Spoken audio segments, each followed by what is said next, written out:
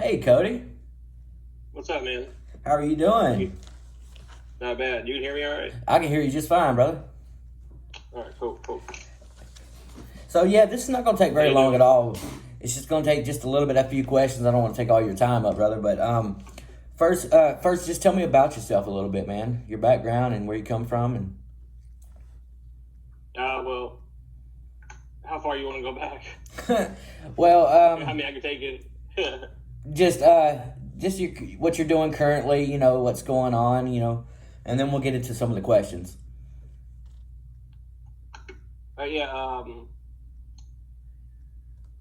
Yeah, obviously, I went to LA Film School back in 2012, the associate's program. Mm-hmm. And once I graduated from that, I worked around for a bit. And then a couple of years ago, they announced the bachelor's program for filmmaking. Right. And so I re-enrolled for that, obviously for multiple reasons. Obviously, as being a veteran, so there's multiple benefits you have. Oh, yeah. So I did that for a bit, and then we were actually the first class to go through the bachelor's program. So we were like guinea pigs. So it was kind of experimental, so to speak. And I did that, and I graduated. I don't even know when I graduated. Where's it? That's not relevant. It's not important. But I graduated a couple years ago, and then since then, I've just been, just hustling here and there, trying to, and obviously right now is, an inconvenient time everyone's going through. Exactly. So a lot of people aren't working a lot, but things are starting to open back up, so it's getting better. But yeah, once I got out of the Marine Corps, I enrolled in I went back home to Jacksonville, Florida, and I enrolled in the Art Institute in Jacksonville. Oh, cool. And I went there for literally a month. I realized that I wasn't going to learn anything. And so my wife and I just packed up everything. We drove out to LA, and then the rest is history, as they say. But yeah, I just have a few questions. While you're, at work and you're in the industry, how do you plan your work when you have multiple conflicting tasks, that are kind of blending together? How do you get yourself squared away and able to work through that and work smoothly without trying to get yourself all, you get all uptight about it? How do you separate yourself? I mean, obviously, it's a case by case. It obviously depends on what you're doing on the production, whether you're directing, DPing, or you're with the production, the production support department, or what you're doing. Obviously, there's different prep that goes in every department. I DP a lot, and if it's on a lot of my personal stuff, I DP and direct. So obviously, there's the two huge prep departments. Oh, yes. Whether it's complete, and obviously, when you're on set directing and DPing, it's a fine balance, whether how much time you spend with talent, how much time you spend with your electric department. That's where, so pre-production comes down to a lot with that. So just being able to, obviously it comes down to just experience, going down and trial and error. The more you work, the more you learn what, where you need to focus more of your time at. Exactly. And, so yeah, it's, hiring, the people how to work with. So building a relationship with, crew members. So you don't have to explain everything. They kind of know your style and what kind of flavor you like to use and how you like to stylize things. Exactly. And then, and obviously when it comes down to casting, everyone always says the most important part of production, which, yes and no. So knowing how much time you need to delegate with them. I don't know. My wife says I talk too much to the talent, when I'm on set. So I'm trying to cut down on that.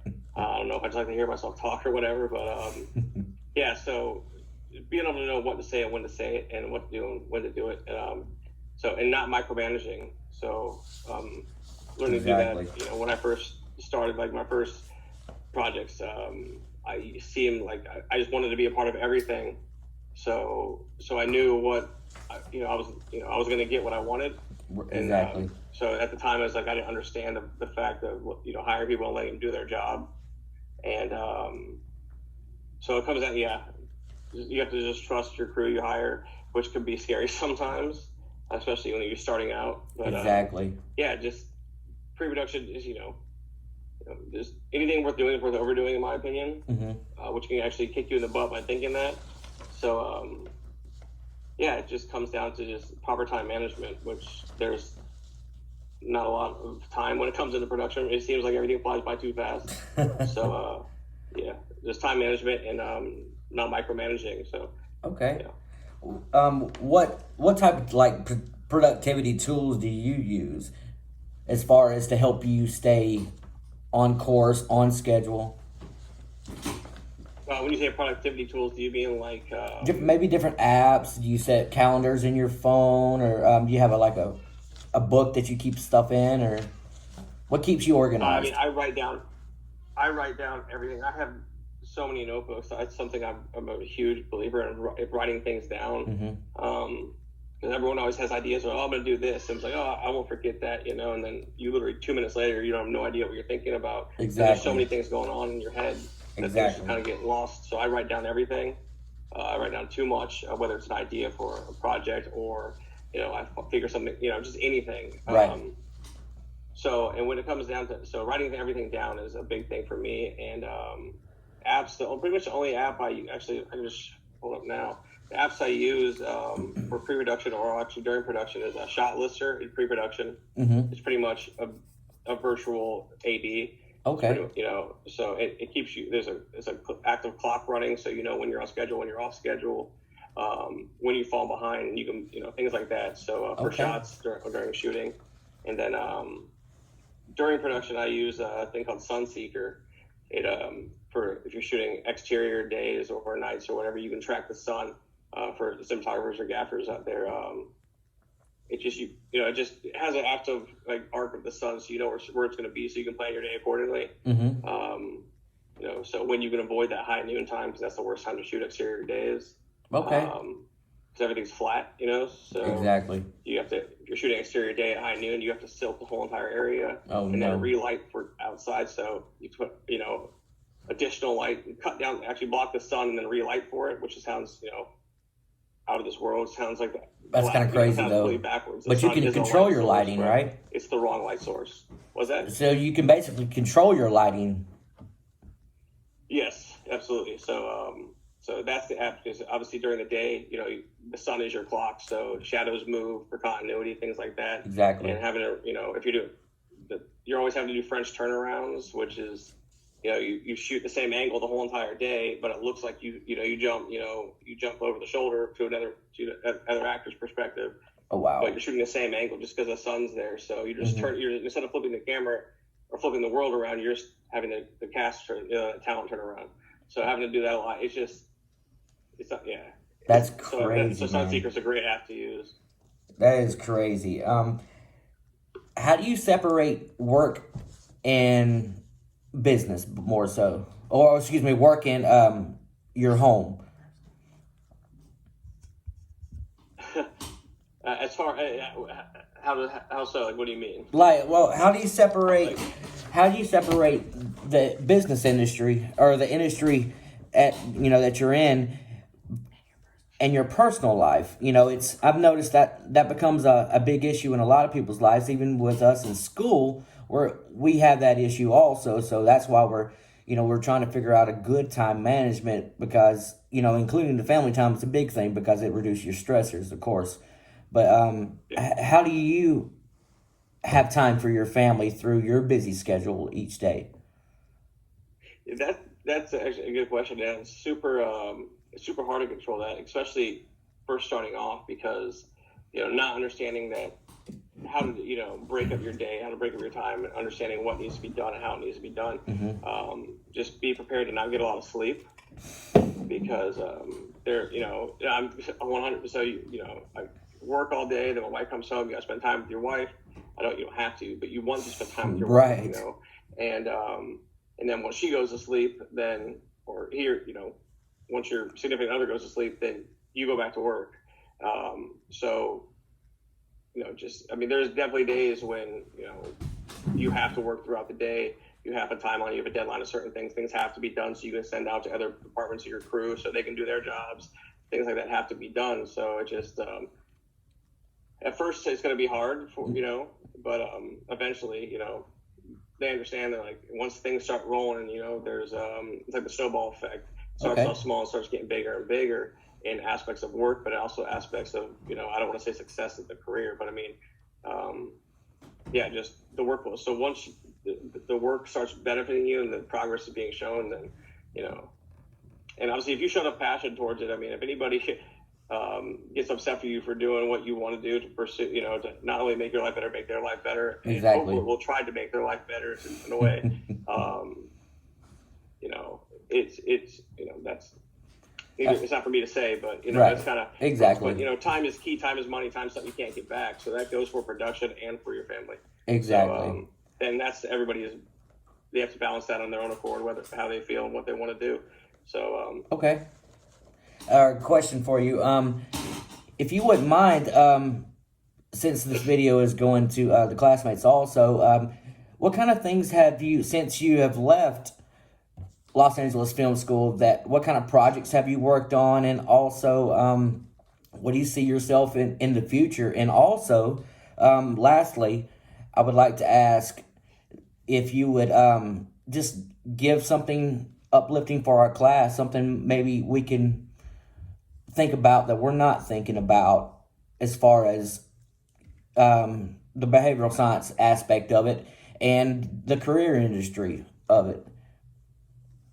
that was a lot of questions in one. So if we can break down the first question, if I can answer the first part of that question, if you don't mind, can you repeat the first part? Yeah, most definitely. Yeah, what exactly kind of projects have you in the past worked on, and what exactly did you enjoy the most about it, more so, of those Okay, projects? so starting off, you're gonna work. You know, starting off regardless of the bachelor's and associate's program, you're gonna work a lot for free.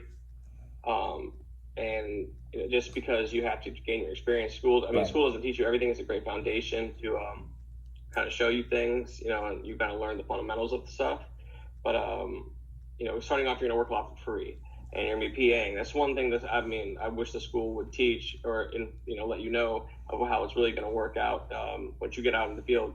They don't understand. They don't, you know, tell you, you know, about the PA aspects. You know, they explain what a PA is in school, but you don't understand that, you know, you're not going to come out of school and be a director right away. I mean, Exactly. you will if you pick up a camera and start shooting. You're a director, yes, but you know, you're not going to start getting projects as a director, commercials director, any of that. You're not going to come out and get a feature, or you know, unless you're the next Tarantino. If you are, awesome, but you know, so you know, you're working a lot for free, but then you know, things when you start going up, you know, it's just building that network. You know, that's the biggest thing about, you know, school is great. You build a network of people.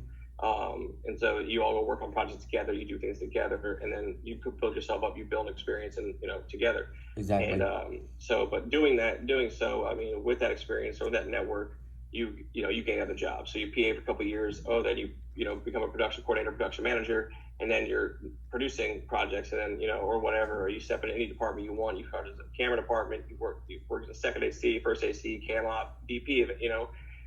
Not saying that's what that's a traditional route. Right. Obviously, it's like walking upstairs. You gotta, you know, crawl before you can walk. Exactly. But not everybody does that. People come out and do their own stuff. You know, right? I mean, I DP'd a feature when I was in the associate's program. It was terrifying.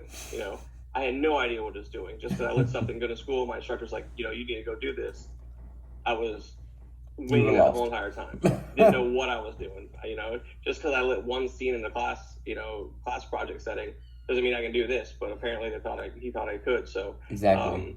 but doing that, in doing so, you know, you just show confidence and be out there and just, you know, act like you know what you're doing. And, you know, they don't know the difference because they don't know what they're doing, you know, as a cinematographer. So, you know, things like that. Exactly. So, but, you know, the projects you work on, you know, you're working, you know, television. I've worked on things as far from the Food Network for other, you know, feature films, things like that, you know, History Channel with Peter Berg, you know, on several, you know, things like that, directed commercials, you know, everything. And then you do your own personal projects, which are my favorite, but the only thing I don't like about it is I don't get paid for doing my personal projects. You know, I don't pay myself. You know.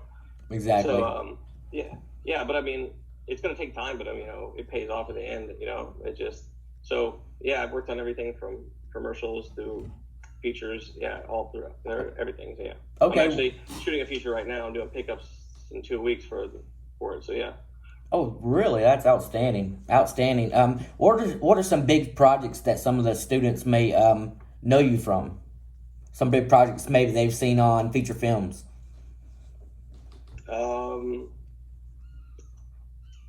You know, it's weird. I mean, I don't I don't know if any of the students, know me for things. That the only ones that would is like the ones that worked on it with me. You always have that little small circle that that I don't like that click. Right. You gravitate towards, or you assemble in school. So you bring those guys with you or girls with you, and but they know your stuff, but you don't go around gloating about it and things like that. So it's all of the school posts things about it, like Netflix things you worked on or stuff like that. Right. So yeah, anything. I was like, you check out my IMDb. I don't know if you have already or whatnot. Most definitely. Posted the video if you want, but yeah. Okay. All right. Well, is there any words you'd like to give out to the class as we're going through the process of trying to get our bachelor's degree, and as far as the industry in the future for us? Is there any thing you'd like to give us? I can I'll answer the broad question, and I can break down the department questions as well, because it's different per department. There's a blanket question answer, but then per department, which I can jump into after the main question if you want, which I'm happy to do. But Thank you. The overall blanket question was just be patient and be ready to be tired and stressed all the time, because this is the greatest job to have in the world, but it's also completely overstressed. I don't know if that's just I guess everybody handles things differently, but yeah, you're prepared to be stressed and just trust the process and don't let people take advantage of you. So, because some people will say you're hard to work with. I get that a lot with certain people, because everybody has a strong ego, especially work with a lot of veterans as well. Everybody, egos are always at all-time high. Exactly. Including myself at the originally, I thought I knew everything on my first project. I got humbled really quick, which I'm glad I did so early. Yeah, just trust yourself and just don't let somebody don't let someone take advantage of you. Just you have a vision, go out and do it. That's it. Exactly. Everybody has their own input, which is good. Collaboration is great, but you have to just trust yourself and go with what you want to do. And then if it fails, you learn from that experience. But if it's a success, and don't go out and try to copy everybody else's style, because it's never going to work out. Just go out and shoot and do your own thing. That's it. And if it's good, you're true to yourself, then it'll be the best project. It's the best result if you're true to yourself. So outstanding. So it is definitely a extremely big thing to stay organized throughout your entire day in the industry, because if not, you'll be all over the place, get lost, and you could even possibly lose your job in what you're doing. Yeah, 100%. Okay. 100%. That's what it comes down to. Also, that comes down to organization, and pre-production is the biggest part. Don't overlook anything in pre-production, because I promise you it will come back to bite you in the butt when you are actually on set. Mm-hmm. Don't overlook anything. Like I said earlier, anything worth doing is worth overdoing, and just make sure everything is polished, because like I said, if you think you're overlooking something, go back and double fact check it just to make sure, because so many of my projects, and that's for every department, and that's where it comes down to micromanaging, where it sucks, but because there's some people you have to hire, you can't, whether it comes down to budgeting or availability, and if you don't know them but you hired them, you hired them to do a job, so it comes down to that trust factor again, and trusting that you hired the person that's actually going to do the job you hired them to do, and when they don't do that, it comes back to bite you, because no matter what happens, it's the director's fault. Mm-hmm. If it's, because everyone's coming to you, looking to you for answers on set, everyone, regardless if it's a PA or all the way up to an actor. Producers even come down to you, like, what's going on here? I'm like, well, you should know, you're a producer, but they don't. So everything comes back down to you, whether it's good or bad. Even if it has nothing to do with you, it's still your fault. People are going to look to the director because for some reason when people watch a film or anything, they only think it's director and actors. That's literally it. Exactly. They don't understand that there's a huge handful of people that come into making this thing life, and so it always comes down to the director, always. So organization is key, and that even goes down to post-production. When you bring all your files in, your sound files in, your special effects, your anything, having that organized by day, shot card, camera card is a big thing, because you get lost in post. It's like putting together a puzzle blind. Mm-hmm. It's not going to turn out well. Okay. So organization is a very, very, very, very big thing. Outstanding. Cody, I really appreciate you speaking with me and doing an interview with me, and I really look forward to you coming down so we can meet once you get down here. Yeah. Definitely, brother. Well, I really appreciate you, and thank you on behalf of my class. Thank you very much, sir. I really appreciate it. You have a good day, sir. Awesome. Thank you. You too, man. Thanks a lot. All right, man. Bye. Yeah, bye.